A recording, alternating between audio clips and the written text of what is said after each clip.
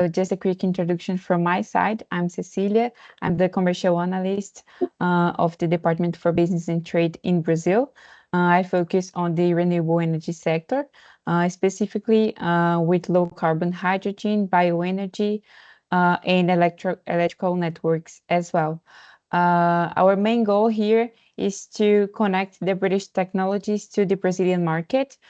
So we identified the opportunities in the Brazilian markets with the Brazilian companies, and then we present the British technologies for them to tackle the challenges that we face here in Brazil.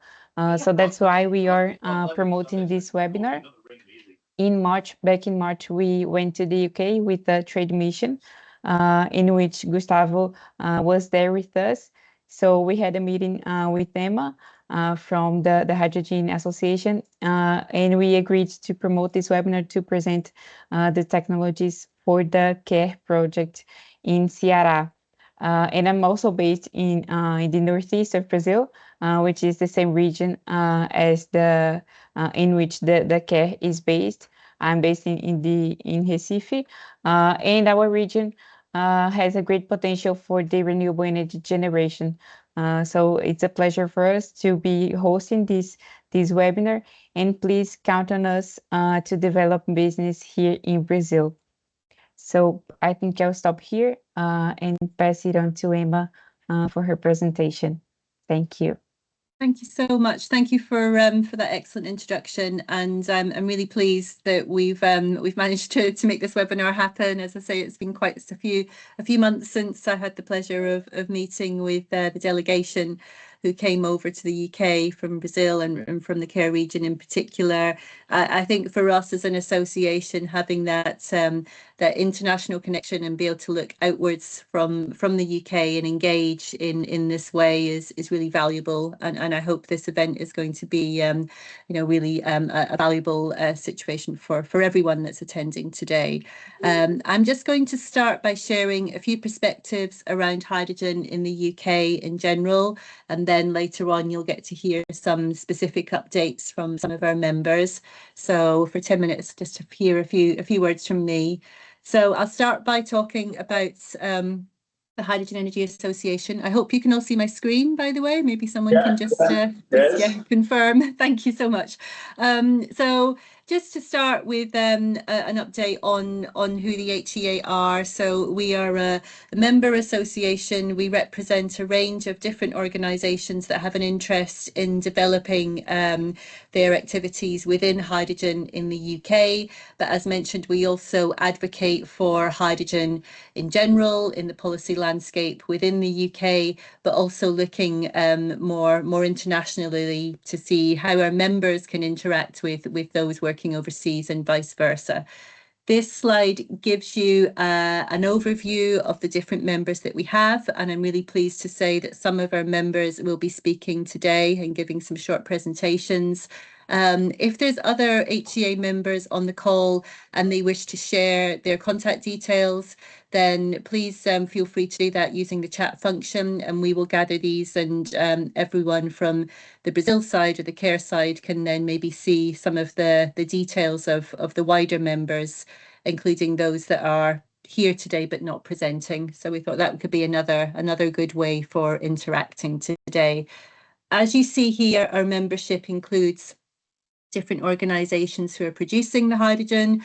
We produce the hydrogen through a variety of different pathways, covering electrolysis, covering nuclear-enabled hydrogen, covering innovative pathways around the production of hydrogen through different pyrolysis techniques, for example, looking at hydrogen with carbon capture, and as I say, covering the wide spectrum of different production pathways. We then have members involved in providing important components and materials to support the delivery of hydrogen from the point of production to the end use.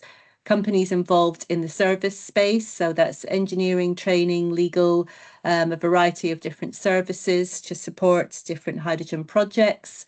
We also have those on the end use side in the transport and industrial sector, and also within a range of UK universities working on different aspects of hydrogen research. So I'm really pleased that we have a variety of those members in this call today.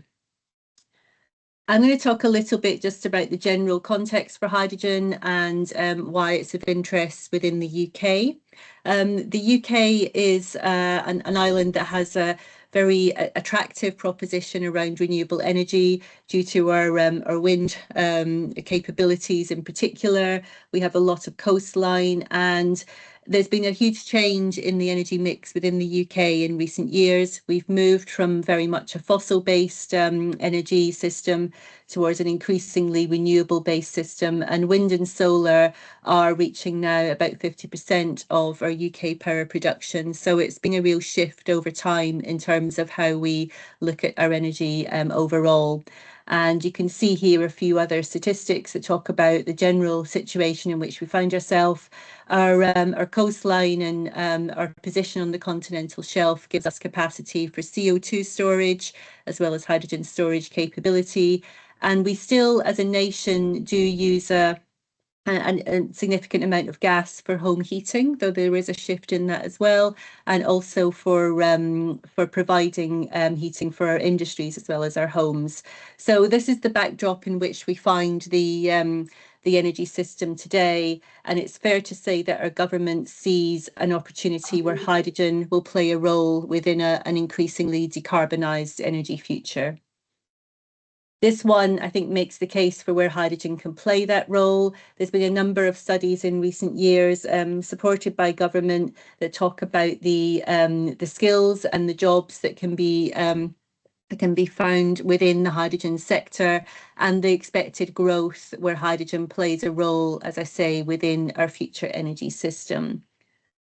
What does that mean? It means that government is very much focused on looking at how we can increase the production capacity for the green and sustainable hydrogen that's being made within the UK. Government still talks about certain production targets towards 2030 that fits with their 2030 mission towards hydrogen, and currently they refer to a target of 10 gigawatts by 2030, with 6 gigawatts of that coming from electrolytic hydrogen. This is an evolving situation. We will see a refreshed government strategy towards hydrogen coming within the autumn, so coming within the next weeks and months, certainly before the end of the year. So we will see how these targets evolve, but it's fair to say that there is a situation where government wants to promote increased production of sustainable hydrogen within the UK, and looking at a number of different business models and certification schemes to support that. There's a large focus on industrial decarbonisation, as I say, and within UK government's thinking, it's very much wedded to focusing on sectors that would find it hard to electrify.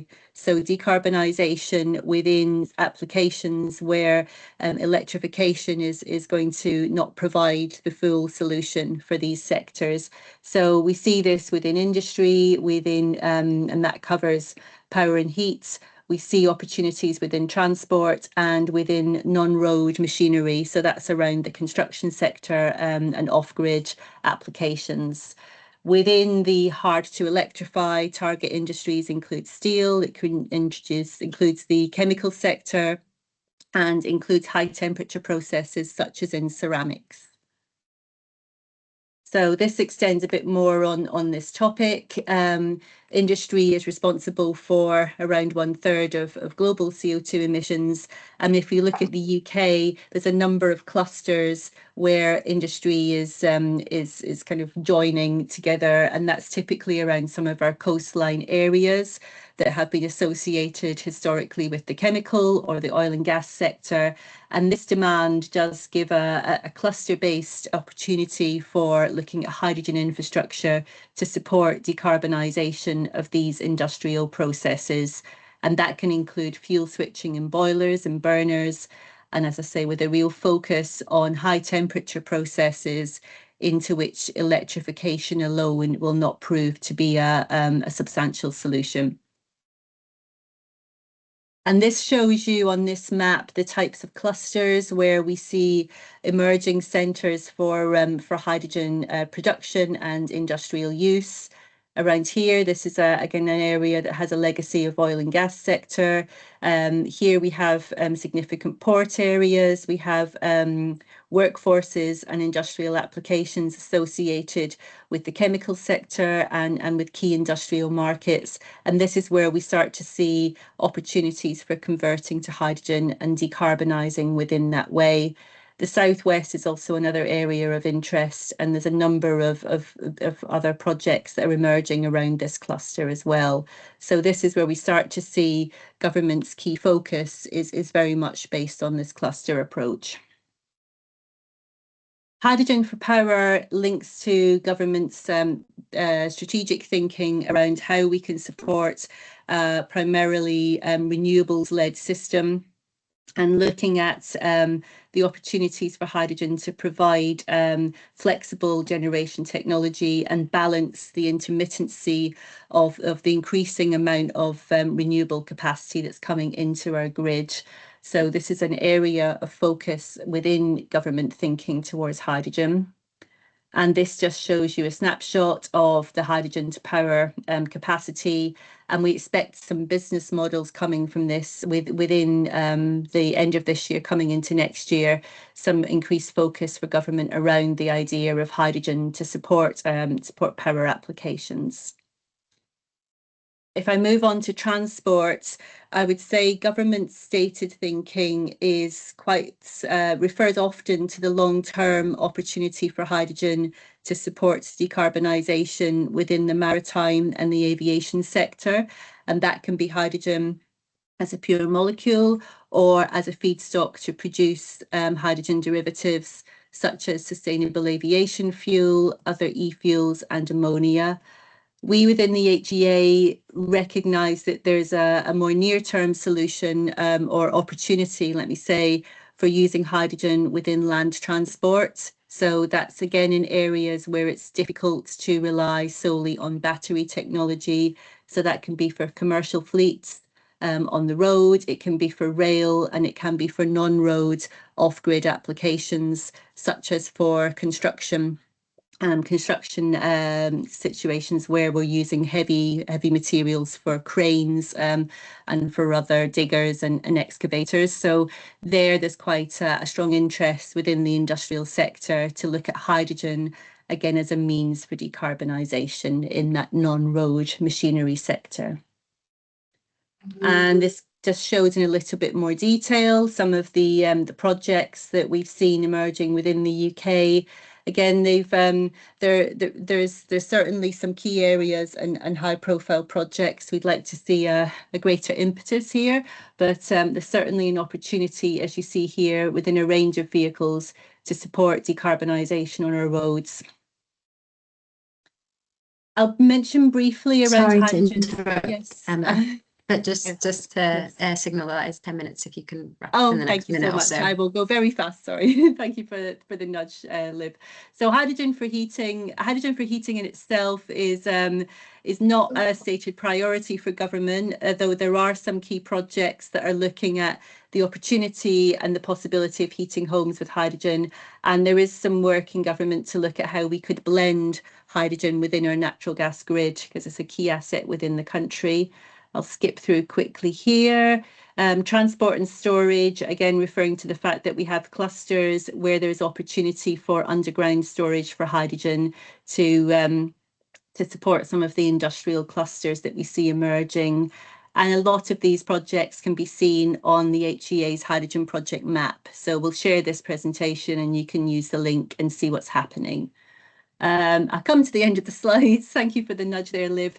Just to emphasise what we see within this sector is no company or organisation can really achieve the ambitions for hydrogen on their own. So we really support collaboration. And from my side, this event is a great example of how we can look to share each other's skills and interests and hopefully have some great connections coming from as a result of today. So thank you so much. Great. Thank you, Emma, for your presentation. I will now pass it on to my colleague, Fabio Acunzo, to present the UK export finance. Thank you, Cecilia. I will share my screen, just a moment.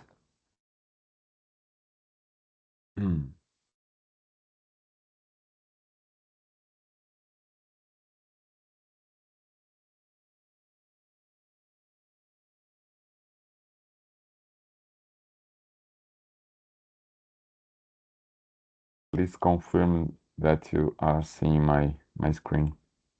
Yeah. Yeah. Yeah. Okay. Thank you. So just as an introduction, my name is Fabio Acunzo. I'm from the UK Export Finance, the British export credit agents. Maybe some of you already, I believe, know our entity. I sit here in São Paulo and cover Brazil, Paraguay, Uruguay, and Argentina, and I have another colleagues covering around the world with the same role of supporting the projects here and providing the first analysis to take to my colleagues in UK, in London, for our further support. So just as an introduction, UKF is a department of the UK government. Our aim is to, as an ECA, as an export credit agency, our aim is to, first of all, is to promote international trade and investments through our financial activity, enable competitive financing, source of commercial debt financing, support both UK exporters and also buyers around the world to have access to competitive financing to make their projects viable.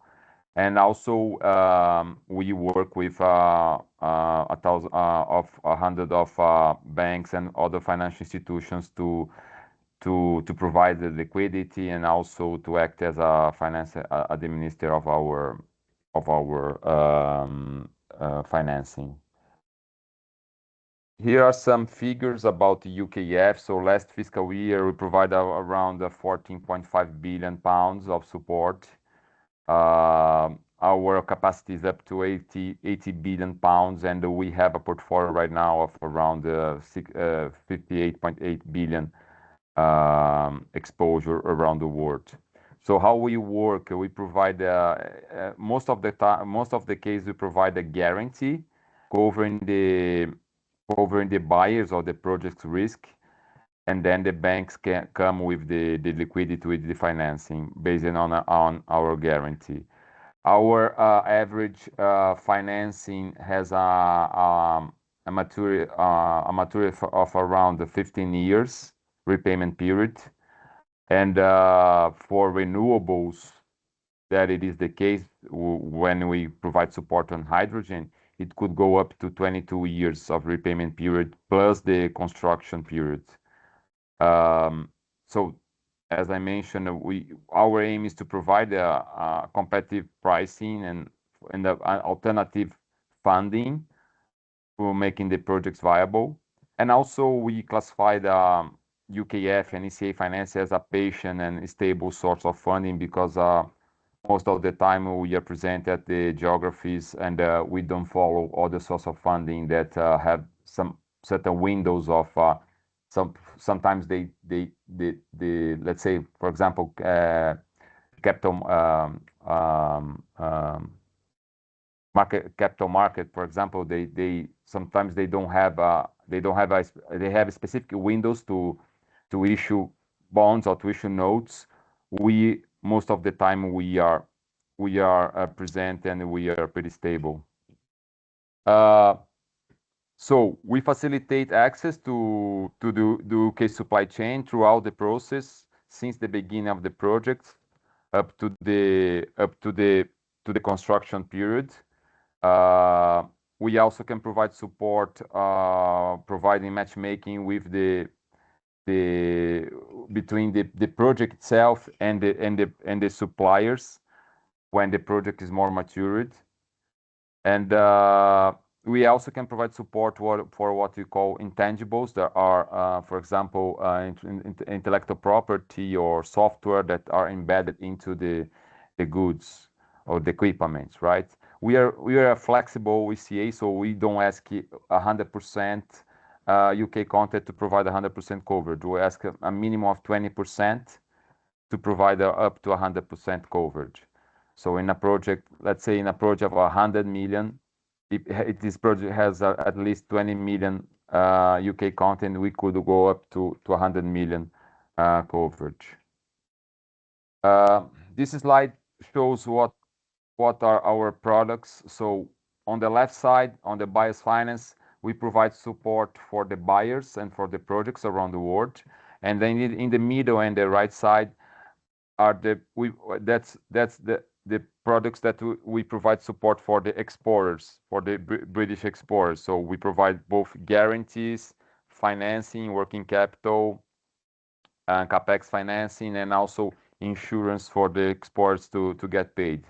So in this presentation, I will focus pretty much on the left side, on the buyer's finance, where we can provide support for the project here in Brazil, buy from the UK industry. This slide I show pretty much how a project works. So we would have the UK exporter on the left side, and then the project and buyer on the right side, having certain export contracts, and then UKF would step in to provide or a guarantee to a bank to provide financing for the project, or a direct loan. We can also provide a what we call direct lending. So we can provide also liquidity straight from the UK Gov to the project, and then the bank would act as an admin or collection agent of the facility.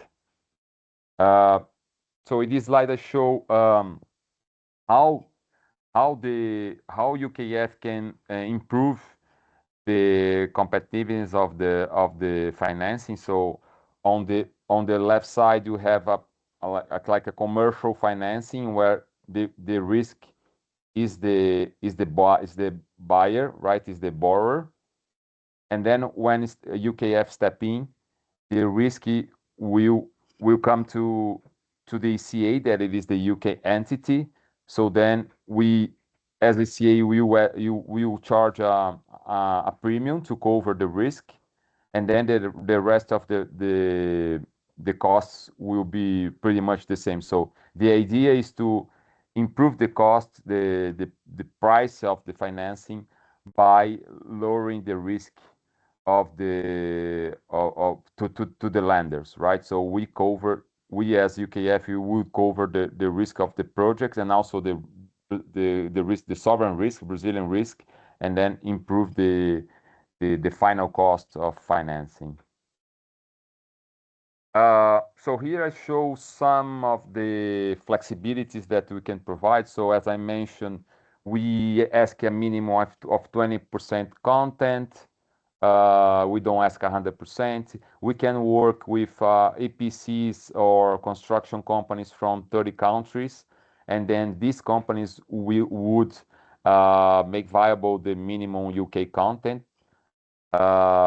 Also, as I mentioned, we work with plenty financial and non-financial institutions around the world. So we pretty much cover all banks that our clients work, make the financing viable, right?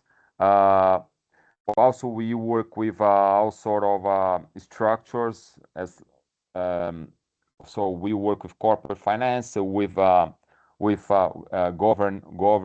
risk or on PPPs, on concessions, and also on project finance. That I think it is most of the case on hydrogen projects. We can also finance the premium from UKF, so it doesn't have an impact on cash, right? On the beginning of the project, we would finance the premium also. And also, what is not, I think, the case for hydrogen projects, but we can also provide financing in local currency. So in Brazil, for example, in Brazilian reais, we could provide this sort of guarantee. UKF followed most of the relevant social and impact standards as IFC standards, Equator principles. We also follow the OECD arrangement, so we pretty much follow the most relevant standards of projects followed by World Bank, by FC, and so on. So finally, I put in this screen the main value proposition of UKF, so we can support the projects by offering a guarantee, providing 100% cover.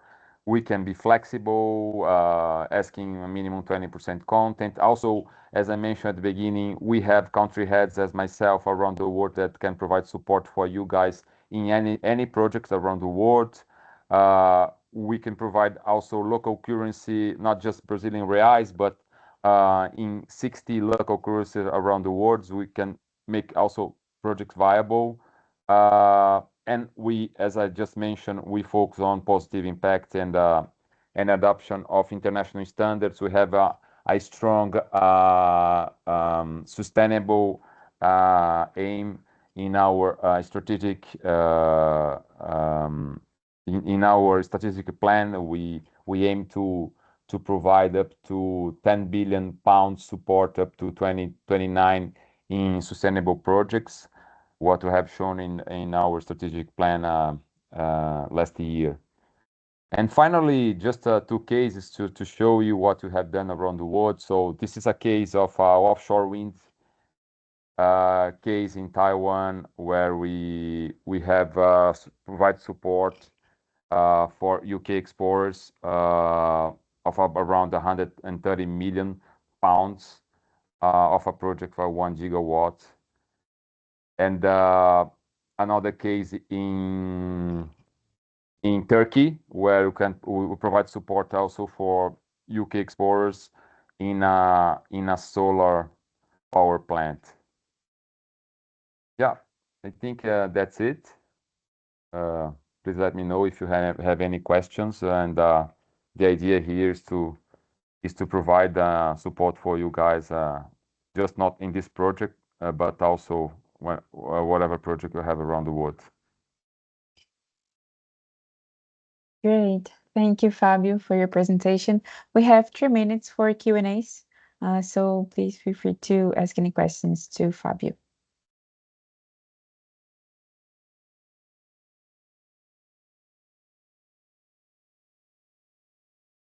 People could perhaps put their questions in the chat if they kind of are digesting all that information, and we can always send those over to Fabio afterwards.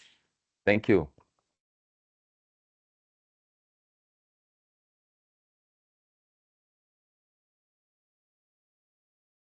Okay, so in case we don't have any questions, I think we can move to the Qair presentation. So please, Gustavo, if you could share your screen. Thank you, Cecilia. Firstly, I'd like to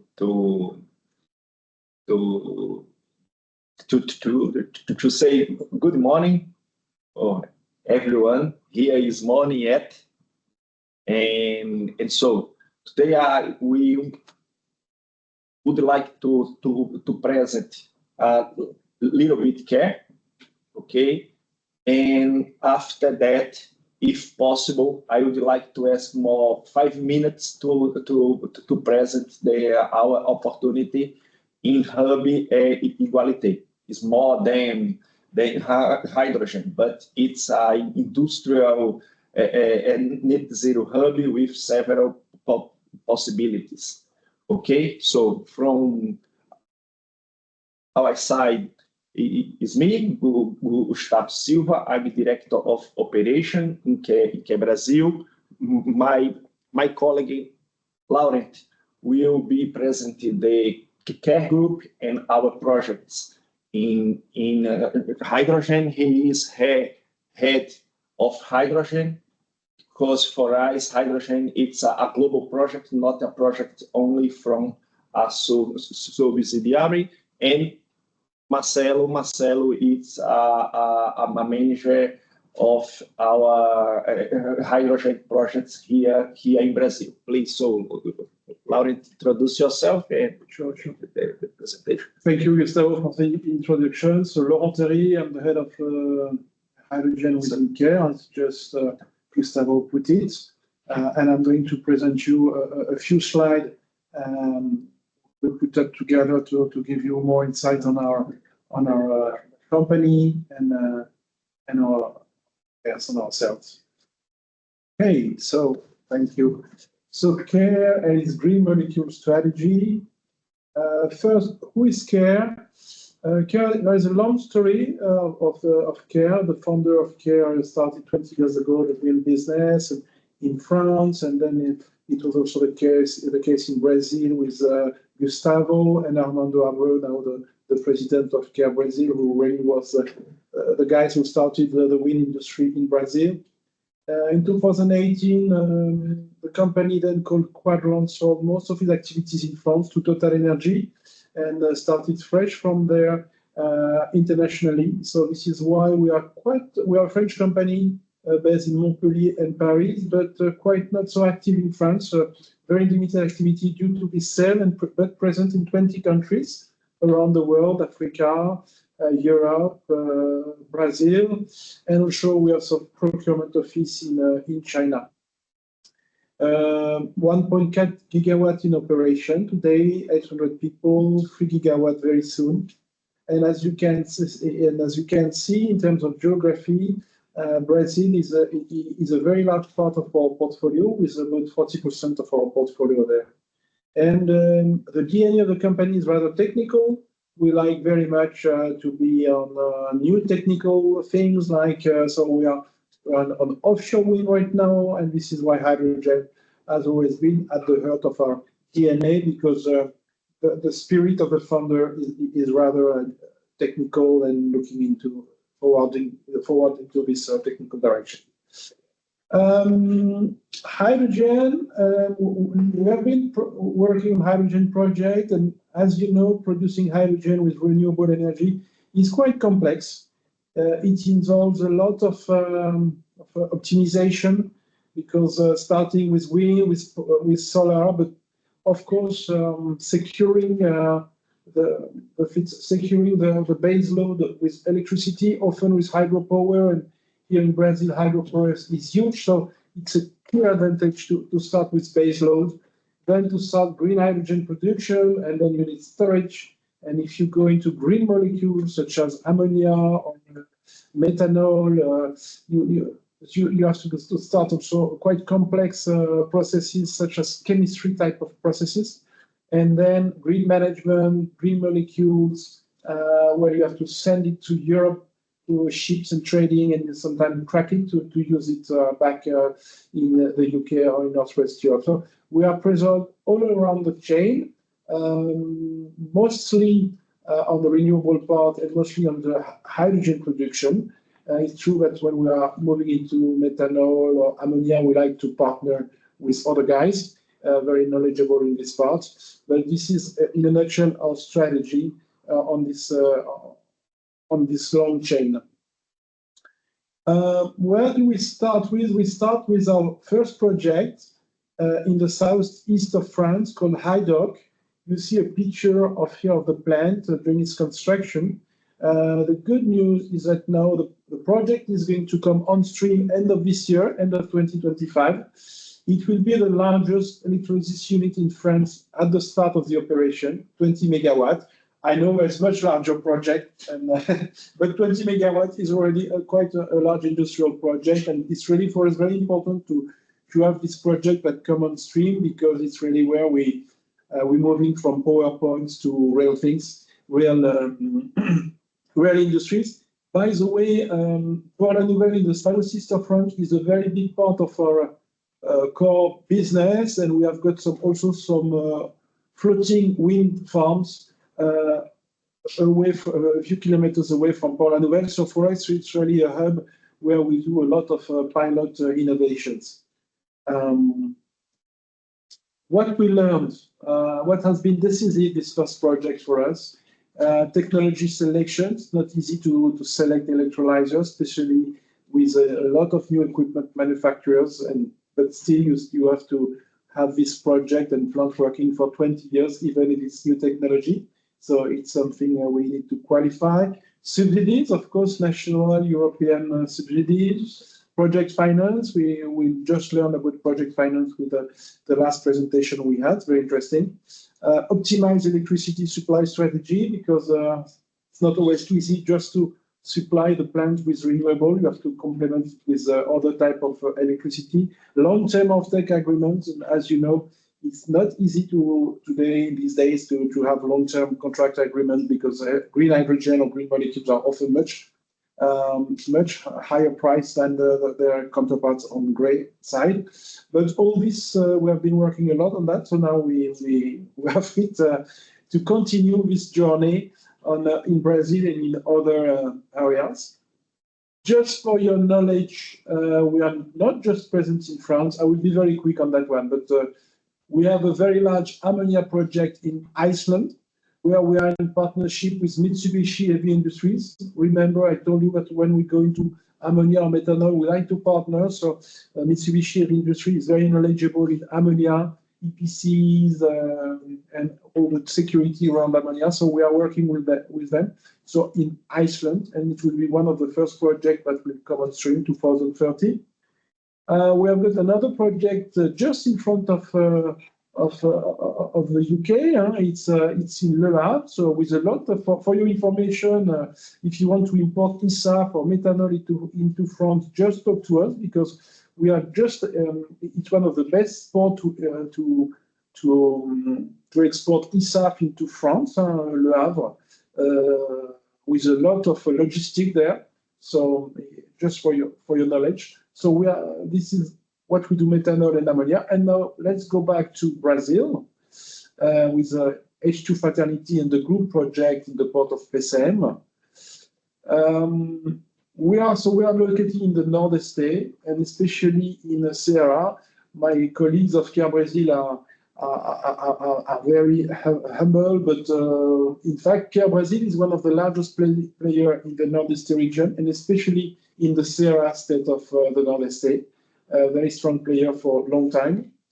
The World Bank has shown in this graph that maybe the Nordeste, and especially Ceará, is one of the best places in the world to produce hydrogen. So just for your information, there's a very detailed report explaining why you can easily find on the net. PCM is very well located to export to UK and to Northern Europe, 9 days of ship. And the resources, so we have onshore, offshore, in the solar, and as you know, Brazil is a great location because you have a lot of hydro, so it makes the potential to have a very interesting in terms of price, maybe one of the best price in the world. To be honest, in terms of pricing for hydrogen, very great location. Not so many other locations that could be as good as that, maybe Australia, but this is one of the best locations in the world. What can we say else? So what do? We start with a 20 megawatt project, phase 1, and then we will move rapidly to a 260 megawatt next to have a global 280 megawatt electrolysis capacity. We have secured the land. We are in the export processing zone of the port. We are going to be furnished with our own electricity, but the complex, the renewable complex is already there with more than 400 megawatt already producing. We are going to balance it with complementary electricity. We already have secured the water for the first part there. The technical studies are in process with Hitachi. We have also we're in talks with off-takers, and we hope to be able to deliver this project quite soon. And yes, and this is where we are. The card we have just for the latest thing for the one who are aware of the current situation of Brazil. what is very important, we own a direct line from our Trail complex, where we have wind and solar, directly to our land. And you know, these days, to get connections in Brazil, it's not so easy. So having a direct line and being able to supply with your own electricity, your own hydrogen plant, it's a clear advantage. And the port of Pecém is a great location where we have secured this 1,000 hectares.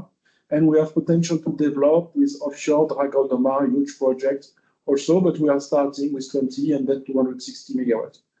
So this is in a nutshell what I wanted to present you. I have just 10 minutes, so excuse myself, this has been very fast, but I wanted to provide you all the info. So this is it. Thank you.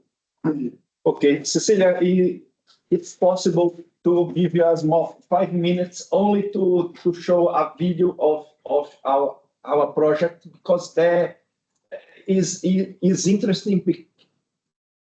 So as I said, the Fraternity project is included in our plan. It's included in our plan to that we named Net Zero Hub Igualité. There we wanted to implement all our products. We wanted to implement and provide to our clients green energy and green molecular. Okay, so this hub will have not only our plants of hydrogen, but we will have a plant or a big data center and companies that could provide solution to us, and companies that we could provide solutions to them. This is the concept of a hub Net Zero. This is a short video that will present the concept of our project and how fast we are moving to stand up this project. I will hear the sound of the... No, we are not. Acho que tem que compartilhar com o som. 1 minute, please. We will try to... Tem que compartilhar aqui, como é que é? Toda vez... a tela toda. A tela toda. A tela, não a... Onde é que eu boto o som do... não sei... do computador?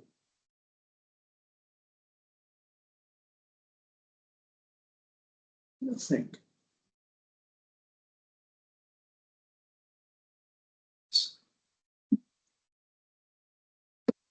And now, do you hear?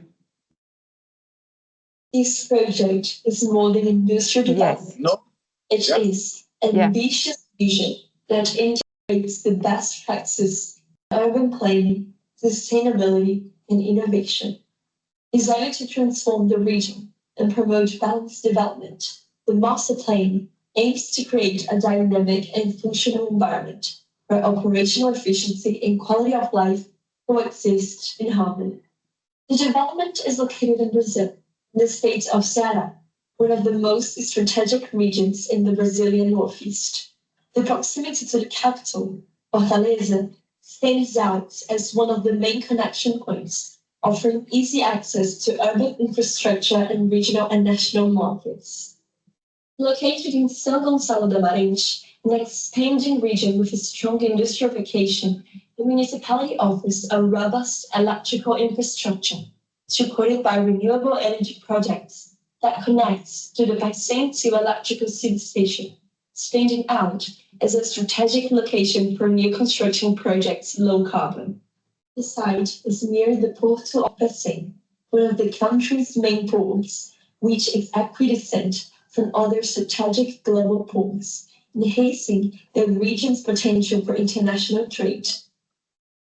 For the hub's main access, we utilize an existing road already connected to CI 085, adjacent to the General Lagoon APA Strip. The preservation areas, which account for more than 50% of the site, played a crucial role in the urban design and environmental quality of the hub. At the heart of the subdivision, we propose the creation of the Green District with park areas, commercial and institutional areas. To understand the complexity of implementing an industrial hub, we divided the site development into 3 phases. The subdivision is predominantly composed of industrial lots with flexible sizes, optimized to accommodate a variety of industries. This master plan reflects a commitment to the future, balancing economic progress with environmental and social responsibility. It is a project that will not only meet the immediate needs of the industry, but will also promote a legacy of innovation and sustainability. By following this vision, we are creating a space that will drive regional development and serve as an example for future industrial developments around the world.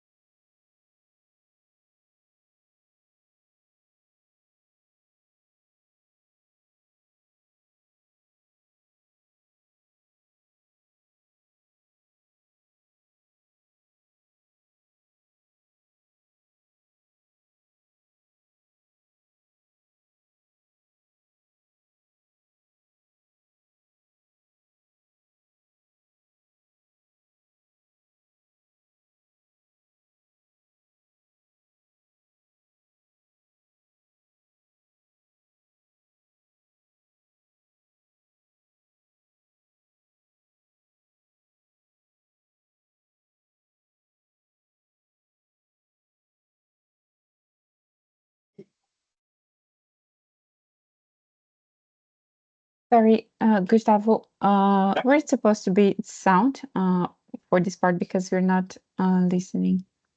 But you listen the music, you know? No. Oh, so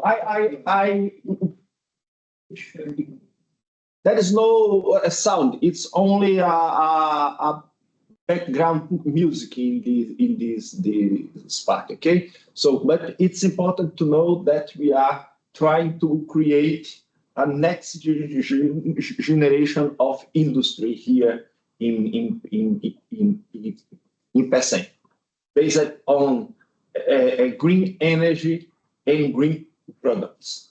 So this is our one of the main projects that we have in the group, divided in 3 phases. The first phase will have fraternity plant.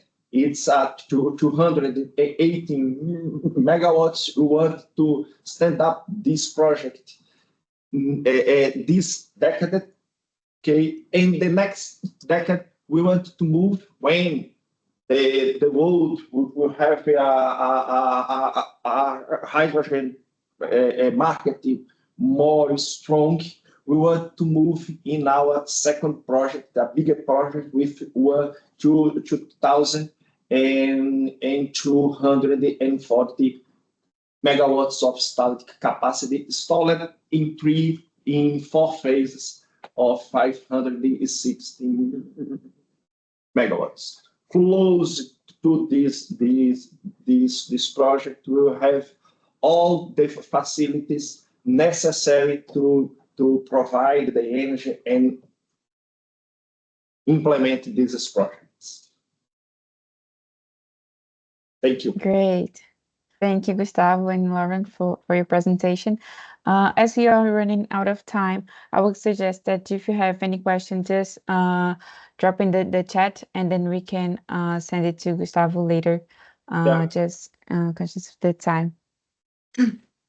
Great. Thank you very much for Gustavo, Marcelo and Laurent for that really informative presentation. It helps to give a a view of the international and, of course, the project in Brazil and your vision very much is clear from the video as well. So thank you for that. We now have a series of 5 presentations from HEA members. Just for the purposes of time, I will head straight over to Thomas Biethaheria. He is the Technical Director of Energy Advisory from SLR Consulting. So he has a 5-minute presentation, and then there's a couple of minutes for questions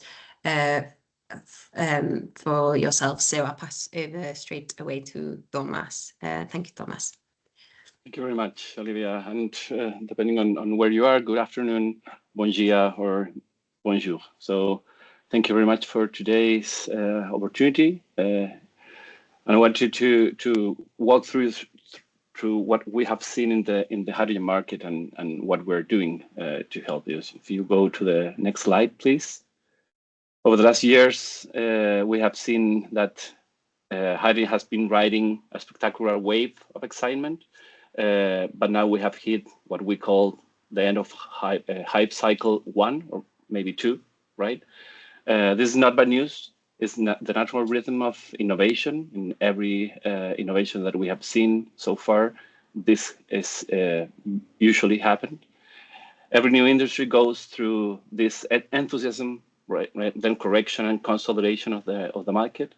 The shakeout phase clears away the projects that will never going to work from ideas, and lets the viable models and projects and companies arise, right? So hydrogen is very different from what we have expected or seen in the solar or wind industry.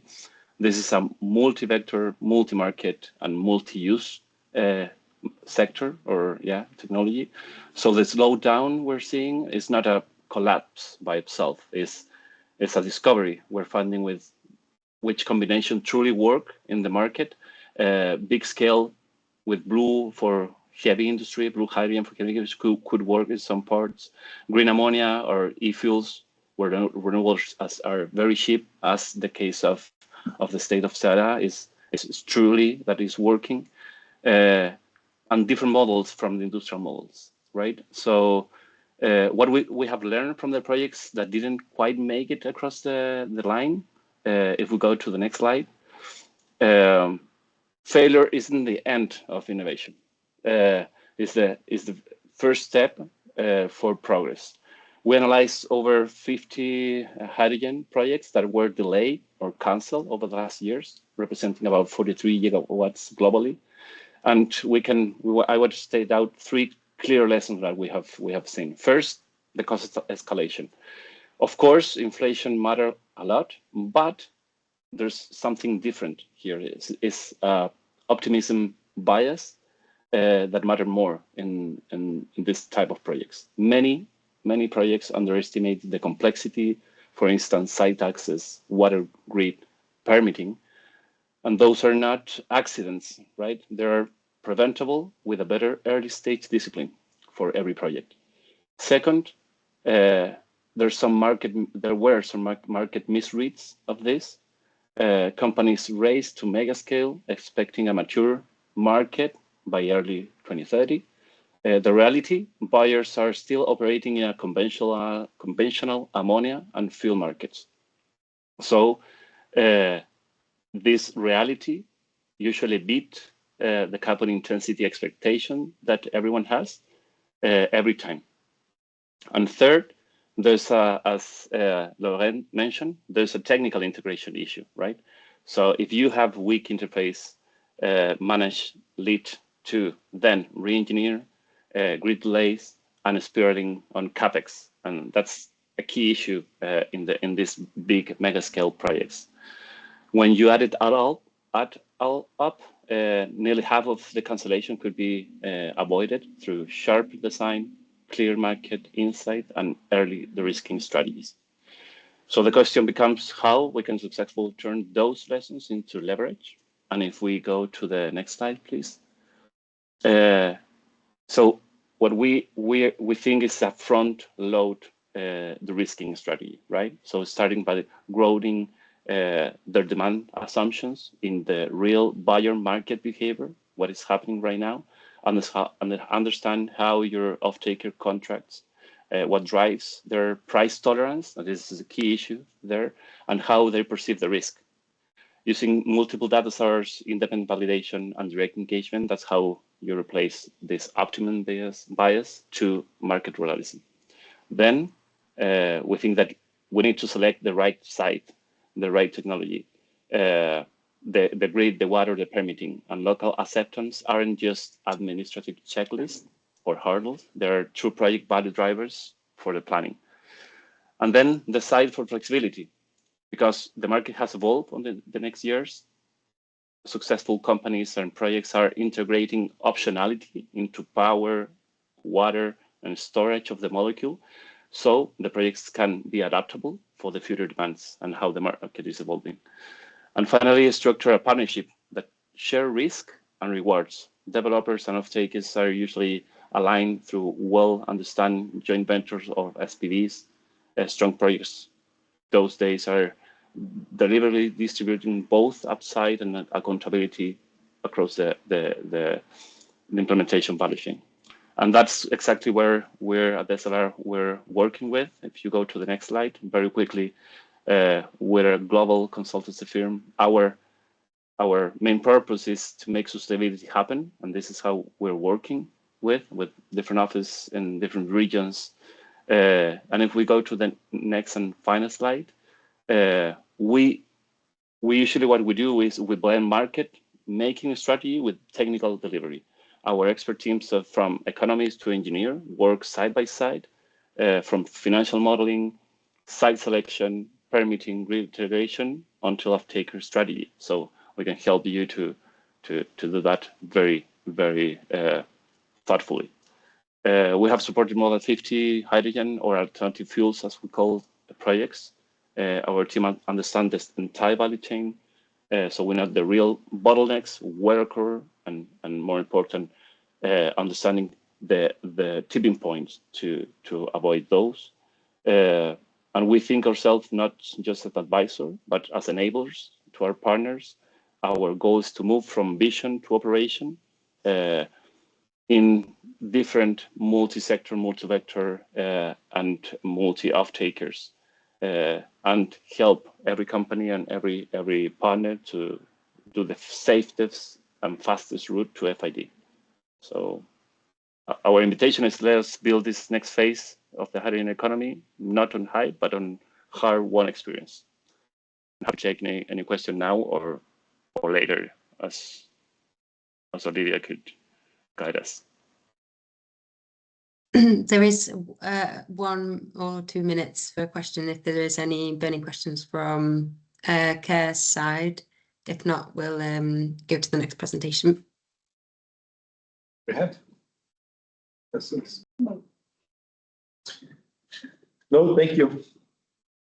Okay, great, thank you. Thank you very much. Thank you. So I'd like to invite Amanda Line, the Managing Director of Alemco, and Amanda also is the chair of the HA as well. So welcome, Amanda, if you'd like to turn on your camera and microphone. Can you see me now? Yeah. Cool. Okay, nice to meet you guys over there. So now for something completely different is probably where I would start what we're going to talk about. We're a small company based in Liverpool. Myself, I have had experience in the hydrogen and fuel cell sector for nearly 20 years. So the graph that Thomas presented about a single hype, I've seen several hypes in my time, largely associated with hydrogen use into transport, which nearly 20 years ago was clearly the key sort of sector that folk felt hydrogen would be applicable to. So I'm just going to run through giving you a very brief introduction to what we do as a company and what our experience is. Next slide, please. So, as I said, we're based in Liverpool. The company has been in existence since 2014, so we're towards the end of our 11th year.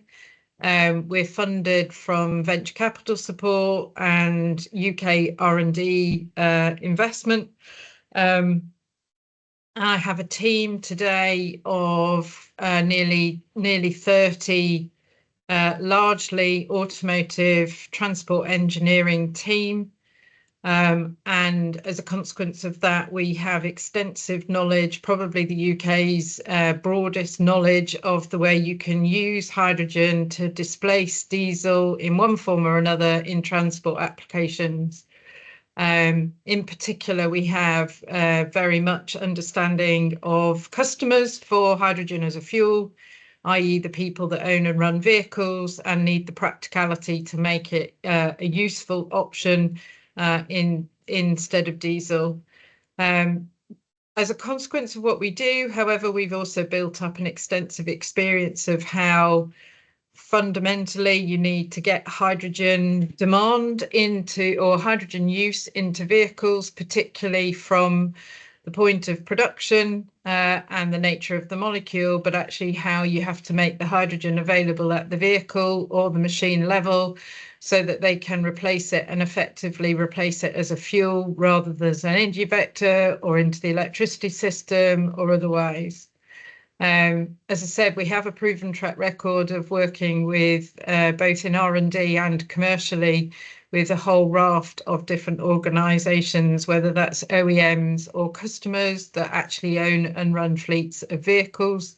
We also cover a whole variety of applications, which I'll allude to later. You think of hydrogen in transport, we're effectively the one-stop shop in terms of understanding what's needed from well to wheel. Aside from that, we are an innovation-led company. We have patents, particularly in the safe use of hydrogen as it's done on board, as well as all the know-how about how you would integrate hydrogen onto vehicles, whether as hydrogen or combined with diesel, or for that matter, combined with electricity and other forms of hybrid. Next slide, please. So to iterate, we've just heard a really exciting, interesting presentations about the hydrogen supply, production side, concur or otherwise that to make hydrogen competitive in the hydrogen fuel application, we certainly need the molecule. That molecule needs to be low carbon, whether that's green or blue, doesn't really matter. It has to have lower carbon intensity than the fuel that it's replacing. Critically, the most important thing to remember is vehicles are not at that production site, and therefore you need transport and storage and distribution to make it equivalent to the fueling side of it. And then you actually need vehicles, solutions, road machines or whatever that will actually use the hydrogen. And it's a bit of a passion for mine to remind folk involved in developing big hydrogen projects, doing that, those kind of things, that actually there will be a customer at the end of the pipeline, and they therefore need to have a reason for why they need to buy the fuel and take demand for the fuel. As a consequence of this, we offer solutions, whether that's from the storage and transport and distribution part of the story, but mostly we're focused and known for providing solutions that actually use hydrogen in transport, whether that's marine, rail, construction, or mostly specialist and otherwise HGVs. Next slide. So I'm now going to just show you our technology portfolio. We have commercially available solution that enables almost any engine to operate on a percentage of hydrogen based on displacing diesel directly in the engine. That's our hydrogen dual fuel technology. Depending on how we do that and the duty cycles the vehicle, we have extensively proven that you can displace anywhere between 30 and 40% without making any changes to the engine, and therefore the vehicle will still operate, provide productivity and otherwise for doing that. That effectively involves us doing a simple change to adding gas injectors into the engine and finding space on board for locating the hydrogen. For every kilogram of hydrogen that displaces diesel, you will be saving the CO2 emissions directly into the atmosphere. The technology can work with any fuel that's matched to the diesel profile. So e-fuels, HVO, those kind of things. If you do that and combine that with the zero carbon, you've got the very, very best way that you can reduce emissions. And obviously, because it actually doesn't put greenhouse gases into the atmosphere, you're directly saving that rather than potentially in the e-fuels where you're still combusting the technology and putting the greenhouse gas into the atmosphere in the meantime. We also work with fuel cell technology, principally looking at commercially available fuel cell technology and integrating it to make it work on the vehicle. Particularly on the right-hand side of the picture is it evidenced and exampled in our R&D project where we're looking to provide range extension to specialist vehicles, ambulances and fire engines and those type of applications, where effectively they can use an electric body for most of what they do, but the hydrogen enables them to have the flexibility that they need in their operation. To the left of that slide, you can see the picture of our, or right, depending on which side you're looking, of our hire tanker, which is a mobile hydrogen refueling bowser that we've developed to be able to help us open up opportunities in non-road machinery. Next slide. So if you're happy to wrap up, Amanda, just in the next minute or so. Yeah, I've only got this slide and another one. So on the back of what I've described there, we effectively offer R&D and development solutions and ways of attaching hydrogen safely and using hydrogen now, not just sometime in the future. Next slide. And here's a couple of other examples, and all of these are real vehicles that are on the road saving hydrogen today. Next slide. And finally, in non-road machinery, similar opportunity where we can displace diesel in a large swathe of the off-road equipment used in construction, and refuel it on site and provide solutions for that. So next slide. And that might be it, is it? Yeah, I think that's the last slide. So if you have any questions. Yes, Amanda, I have a question. Okay. I will try to present the idea, if you could help me, if it's possible or not. In our first phase of Fraternity plant, we propose to use the 18% of the hydrogen to do blending with natural gas and 20% to use in the industrial zone of percent. Okay, we will produce hydrogen and compress this hydrogen to deliver it to some industry close to our plant. Close to us, there is a company that provides services of employee transportation. They have more than 200 buses that daily bring the people in their home, bring to the pick up the people, bring to the industry in the evening, doing the pick up the employees and leave to their homes. It's possible to adapt these buses to use part of the hydrogen that we produce, or the only way is change the bus to bus with hydrogen alone. And if do you provide this kind of services? It's a very good question. The first thing I'd say, although we blend with diesel, that's what our technology is about. You only get the full CO2 benefit if you're using pure hydrogen to do that. And then what we've done is added to hydrogen tanks that need to be stored at 350 bar. So for our technology and our approach, we need to have a hydrogen source available that's as hydrogen gas to the normal standards that you would expect for road transport, 99% or otherwise pure. It is then answering to your question, yes, technically possible. We would need to do R&D for it ourselves, but to adapt if their buses are running on diesel fuel, to add hydrogen into those buses so that they would use a percentage of the energy coming from hydrogen and diesel.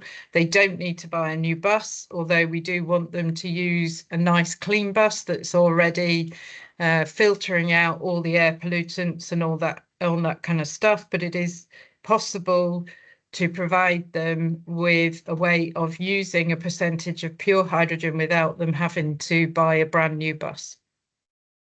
And if it's possible to do the same approach in the lifts of the port, because Yes. here the port is owned by the government, and Yes. the government of Ceará wants to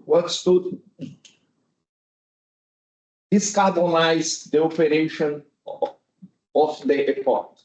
Absolutely.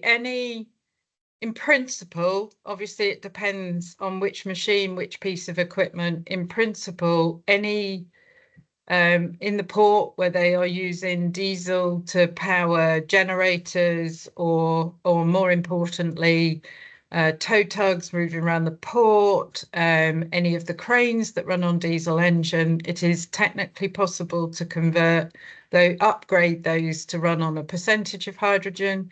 In fact, we actually have a technology that's pure using hydrogen combustion with a hybrid that's been demonstrated to be able to repower port equipment, so that again they will use a new zero emission engine instead of a diesel engine. But yeah, at any port will have volumes of hydrogen, volumes of diesel that they're currently used, and they provide a very good opportunity for you to get a valuable sales output and demand for the hydrogen that you're planning to produce, rather than the principle of your export. Okay, thank you. Thank you, Amanda. Thank you for those questions. Just for the purposes of time, we will be moving on to Burgess Salmon's presentation. So we have James Horton, who's joining us today, who's a partner at this UK law firm. So thanks, James. Thanks very much, Olivia. And very nice to meet you all. Yes, as Olivia says, I'm a partner in the construction and engineering team here at Burgess Salmon. Great to have the opportunity to speak to you all today. We are a UK law firm with particular sector expertise in energy, utilities, renewables, and of course, hydrogen. But before I kick off, I'd just like to say thanks very much to Qair for a really excellent presentation on what is a really exciting project in Brazil. Great to see projects of that nature being brought forward. We're actually delighted to currently be working for Qair on some of its renewable energy projects in the UK, particularly in PV and solar. So we're familiar with the approach that Qair takes and some of the fantastic work it's already doing globally in renewable energy and transition projects. Also like to say, of course, as always, thanks very much to the HEA for facilitating this and for all the work that it does. And we're proud to be affiliated with the organisation and its members. In terms of what I'm going to cover, I'm going to give you a little brief introduction into Burgess Salmon and our areas of work, particularly hydrogen. And then as a construction lawyer, I'm going to map out and highlight some of the key areas and the key issues that we're encountering for our clients, both from the development side and also supply chain side, and how those parties are navigating the issues. I should say at the outset that I am an English law qualified construction lawyer, so very much focusing on construction and procurement contracts for these projects and generally the UK market. However, we do advise on international projects as well and projects in other jurisdictions, usually with the support of our preferred firm network, where we use local law firms who are able to cover off and advise on any local law issues. And we increasingly find that clients like to take that approach, and it gives them greater flexibility. So if we could just scoot on to the next slide, please, Olivia. Thank you. So just a little bit of an intro on us then. Really, as I said, we've been at the forefront of the renewable energy market for a number of years now and advising clients on that. A significant portion of our growth has come from this particular market, along with transport, built environment and energy and utilities projects more generally, particularly where we've been advising on nuclear. We're advising the likes of EDF on its developments at Hinkley Point C and Sizewell C nuclear projects. We also do a significant amount of work for the MOD in defence and the public sector more broadly. And our energy regulatory team has been delighted to be advising DESNZ on the rollout of heat networks in the UK and the various regulatory aspects to that. In terms of my particular area of focus, I very much advise developers, funders, contractors in the supply chain on energy and infrastructure projects and, of course, hydrogen. So if we could just scoot on to the next slide, if we could. Yeah, just a little bit of a taster of some of the projects that we've been involved in, and I'm sure a number of these chime with Qair's work as well. But as Emma indicated at the top of the discussion, we're certainly seeing absolutely no let up in terms of these projects moving towards net zero in the UK. And if anything, a number of the projects that we're advising on are really trying to compete for really good supply chain sweat resource. And no doubt, I'm sure that Qair will feel the same way in ensuring that it's getting the best advice and support on its particular projects. Okay, next slide, Olivia, thank you. Yeah, just a brief slide really in terms of some of the other areas we advise. So planning, consenting, energy regulatory, construction, my particular area, corporate funding and debt financing too, where we advise a number of the infrastructure investors and main lending banks, helping clients get to FID, and of course, operation and maintenance aspects. And next slide, please. Thank you. And I thought, just for the second part of this, I thought I'd just touch on a few of the things that we're seeing on hydrogen projects specifically. And of course, I've kicked off there with the absolute importance of getting really good advice at the start of the project in terms of the consultants and the technical and advisory team that you need, a number of whom are on this call today. And so it's great that Qair is involved and has contacted the HEA and obviously its group in terms of those people who are able to advise you. And I guess from following on from that, again, it's something that is absolutely critical to the success of projects, but that's early supply chain involvement and really good front-end engineering design contracting. So all the evidence that we see points towards that being a really critical driver for success of a project. It's a cornerstone of UK government's construction playbook and the private sector equivalent. So getting your supply chain involved in an early stage, engaged under some form of FEED or similar contract to help them progress designs really is the way to go. Now, of course, that process does all need to be carefully timed, planned and coordinated. So our advice generally to clients is to ensure you run a competitive process at the right stage of the procurement, and that is sets out all the relevant contracts that you'll be using to engage those suppliers in the professional team. And where that process is run well and timed well, the outcomes for the client and the projects in terms of risk profile, budgets, and getting bankable terms tends to be much better than if you're simply contracting with a single party but without really any clarity on terms at the outset. So I think preparation is absolutely key there.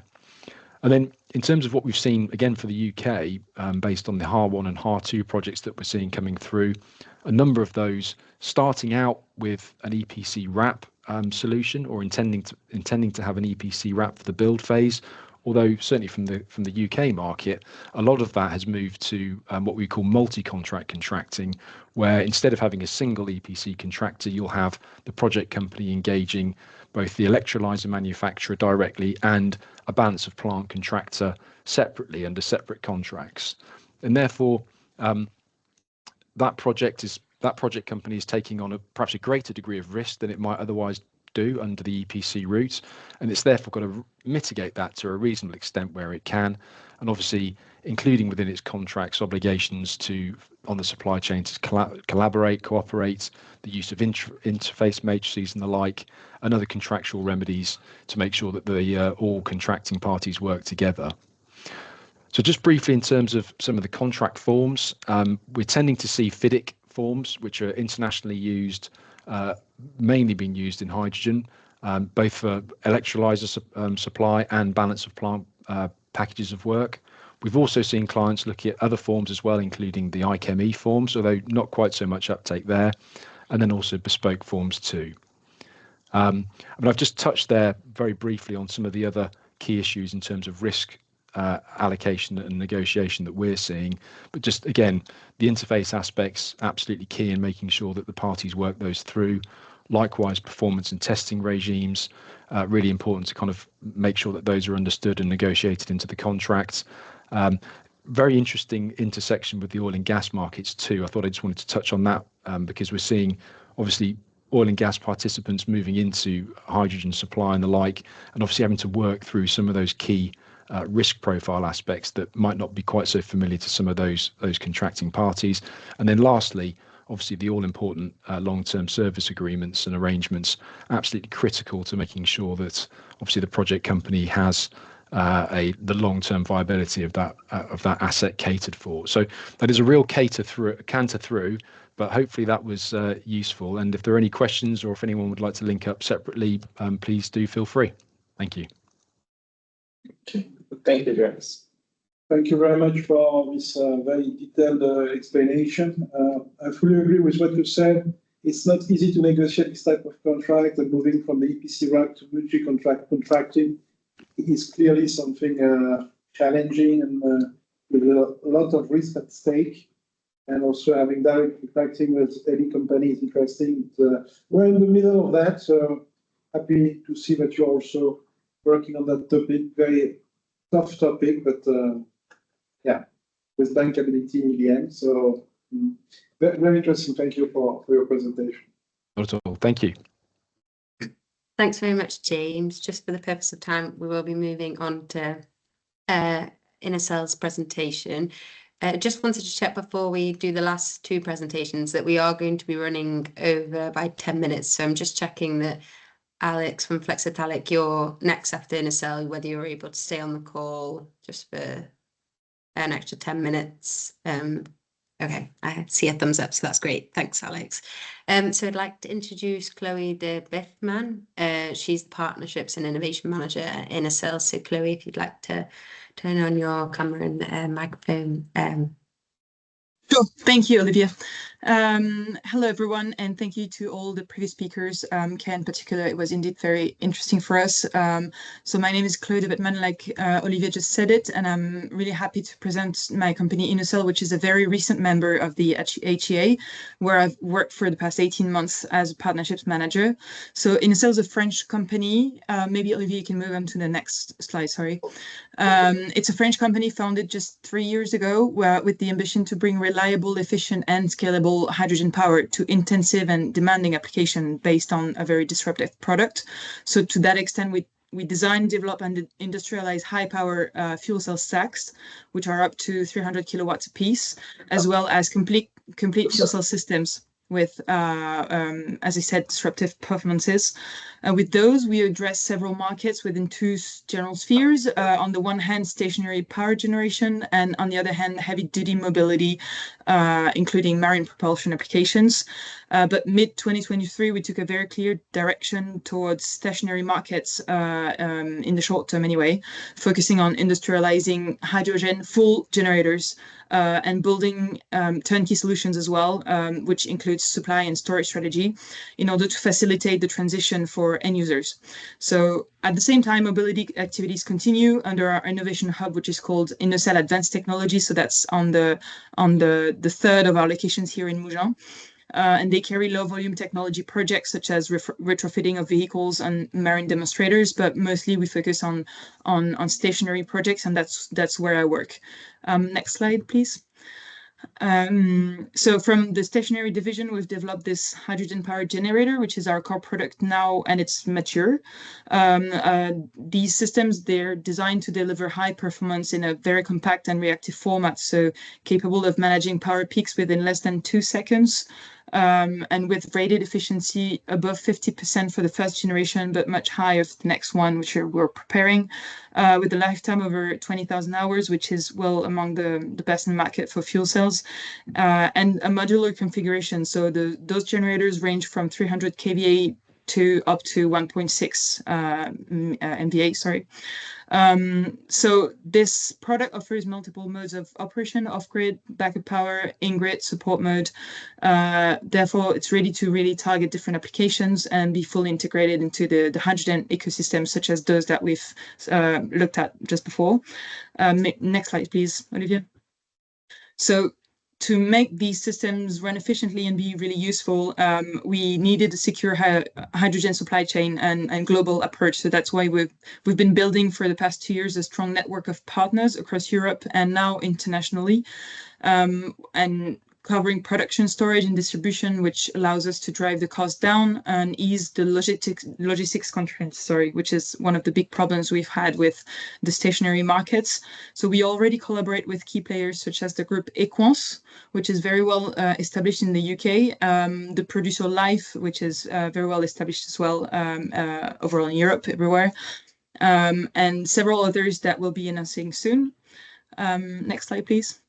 In terms of applications, so this integrated approach with an extensive networks has allowed us to target a very wide range of users. The first one is that we provide temporary power solutions with mobile units that can easily move between sites, which is ideal for construction, industrial operations with seasonal peaks in activity or large events. So this is really, the idea is to phase out diesel, of course. But we also offer fixed power units, usually on a larger scale, designed for infrastructure such as ports, airports, data centers, and smart grids, with high power needs and long-term requirements for energy storage and effective reuse. So that can be for optimization of renewable energies, grid balancing, securing critical activities. In short, the idea is to deliver clean, reliable, and flexible hydrogen power wherever it's needed, with the logistics eased. Next slide, please. So our first customers have been delivered in late 2024 and 2025 with systems that are now operational on construction sites, port events, industrial facilities, and mobile healthcare labs across France, the UK, Ireland, and Spain. Europe has really been our first focus. The feedback has been very excellent so far, both technically and in terms of operations. We're targeting now around 50 units deployed by the end of 2026, mainly in Europe, with 300 and 600 kV systems. And these units are available to purchase or rental. So if you're interested in testing the solution, please just reach out. We have several gensets ready to go. So, and we can also welcome you at our sites for visits. Next slide, please, Olivia. So just to say very quickly that to support this acceleration, we've built a very strong industrial base. So this is our production site in the east of France, in Belfort, that we've opened earlier this year. And it gives us the capacity to produce up to 30,000 fuel cell stacks per year by 2030. So that's not the capacity today, but that's the potential that we're reaching towards. And that's also, we also have the capacity to build about 250 complete generators annually. So that's allowed also by a team of 80 people that are working to deliver and also support the customers worldwide with including maintenance. So maybe last slide, sorry, Olivia, thank you.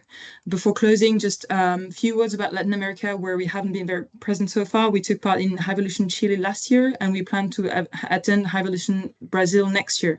So we've also built connections with port authorities and stakeholders during the World Hydrogen Summit in Rotterdam, and we'll be in Copenhagen this week, sorry. Overall, we're eager to strengthen partnerships with local hydrogen ecosystems, as it's a key part of our global strategy. So this is the main reason why we're talking today. So really thank you to the HEA, to Olivier and Emma for inviting us this year and connecting with this network. Please don't hesitate to reach out if you'd like to continue this discussion. As I said, I'll be attending the World Hydrogen Week in Copenhagen with a few colleagues this week, so I'd be happy to meet you in person. Thank you very much. Okay, Chloe, and thank you for your presentation. We have one equipment like this here in Fortaleza since 2023. This equipment was produced by EODev. Yep. Okay, and it's one of potential possibilities that we are trying to include in our first phase of fraternity. Okay. Yes, we know them quite well. Yeah, it's part. We have some of the same markets. We are targeting, so what we're selling with our product is a stronger and more powerful single unit. So that's what we're selling basically, because it has significant advantages in terms of capacity and reactivity and efficiency.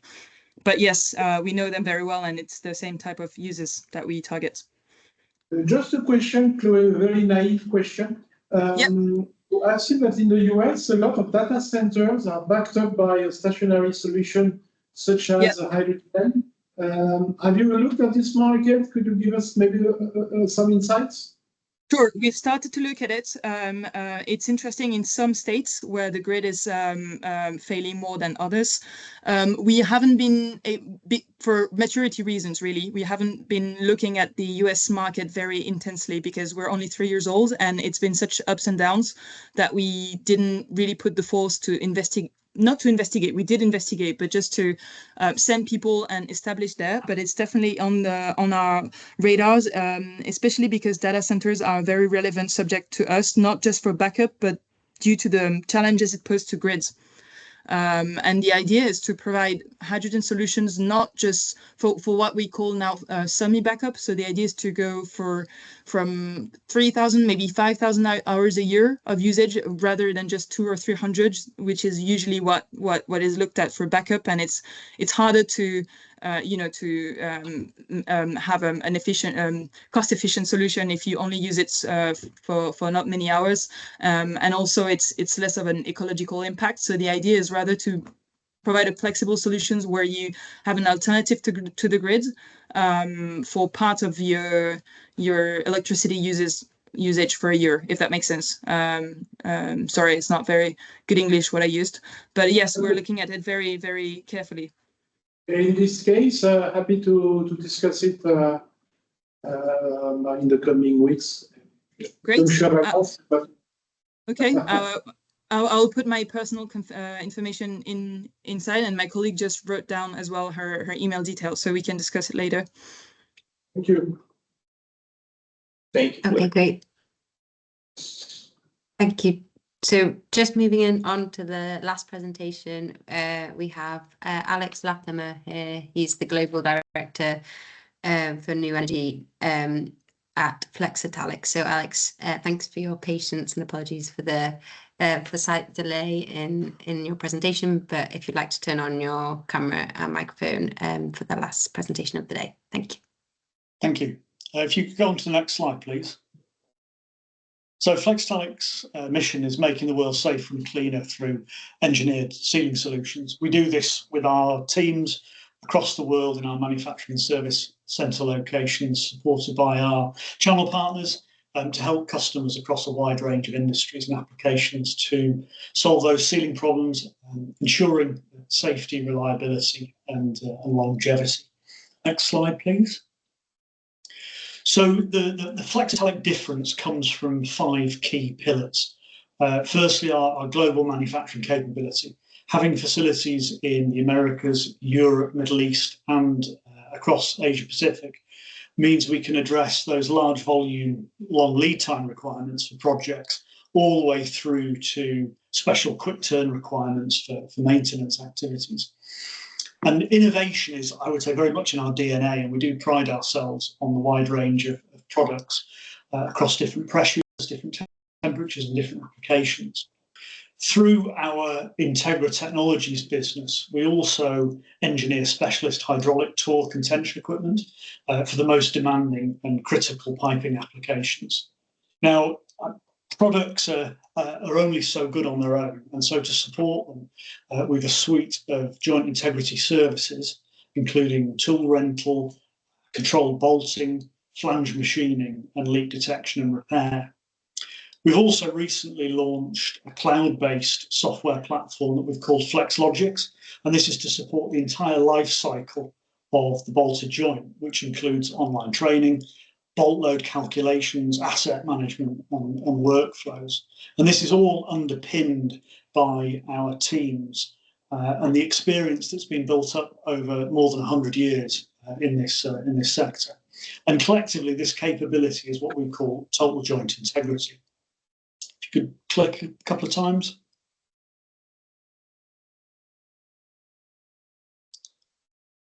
So we've experienced to support across the whole range of phases of a project, from the initial foundations, including the feed through that detailed design and the specification of components and technology. At the EPC stage, we know what's needed to support those complex projects, ensuring that you've got the right products and services at the right time and crucially in the right location. But it doesn't stop once the project is completed. Through our own facilities and channel partners and service locations, we can continue to support over the long term for the maintenance and operations activity. Next slide. So I'd like to just finish by highlighting some of the key products that I think are most applicable to hydrogen. We've a broad experience with hydrogen stemming from our work in oil refining, chemical production and fertilizer manufacture, as well as our 25-year involvement supplying materials for fuel cells and electrolyzers. Curriculite is a material technology based on our thermiculite range that has exceptional sealing performance in the most difficult to seal gases, such as hydrogen. And we use this material in two of our flagship products. The change gasket has a unique design which can cope with cyclic pressures and temperatures and is suited particularly to heat exchanger applications as well as process piping. The Isoflex range, which is pictured on the screen, utilises the curriculite material but with a polyimide fill to provide both a fire-safe seal and electrical isolation. And be more than happy to share further information on any of the products that we have in the portfolio. If you could just go to the final slide.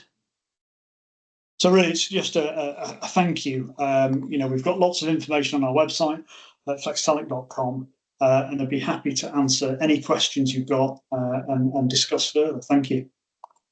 Thank you, Alex. Thank you.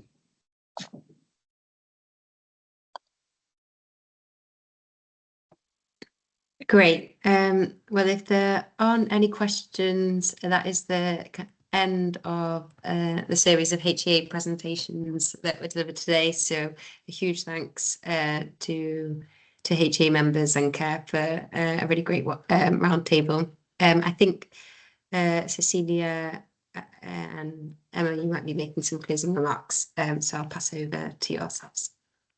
Cecilia, over to you. Thank you, Emma. Thank you, Olivia, for all the organization for this webinar. It was great to be working with you again. And thank you to all the speakers, all the HEA members for the presentation. I believe it was a great opportunity to present your technologies to Qair Brazil. And thank you also to Laurent, Gustavo, and Marcelo for your interest and availability for this agenda.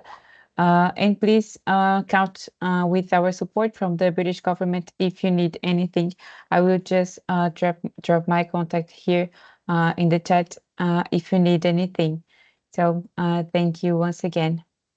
Gustavo, do you want to? Yeah. So yeah, I think there's just to note that there's quite a few details in the chat. I know one of our members, CMB Tech, has also added quite a nice summary of their activities. So Olivia, I guess maybe we can just gather all of the details in the chat and send in some notes for convenience to everyone.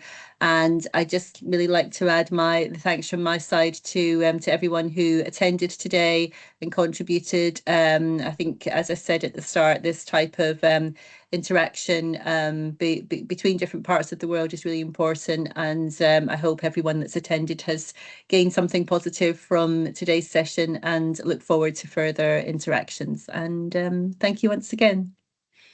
Okay, thank you for everybody. Thank you, Cecilia. Thank you, Emma. So it was an amazing day, because I believe that we could share experience, information, if God wants, doing business in the future. Okay, so Cecilia, after that, I will send some the presentation to you to share with everyone. We will send information more about our project with more detail, and so we will be in touch in the future to discuss with some more business. Okay. Perfect. That Great. sounds great. Thank you, Gustavo. Thank you all. I will also get the UKF presentation to send you to Olivia and all the members. Okay. Great. Great. Thank you, all. everybody. Have a Thank you good very day. much. Cheers then. Bye. Thanks. Bye-bye. Bye-bye. Bye. Bye bye. Yeah.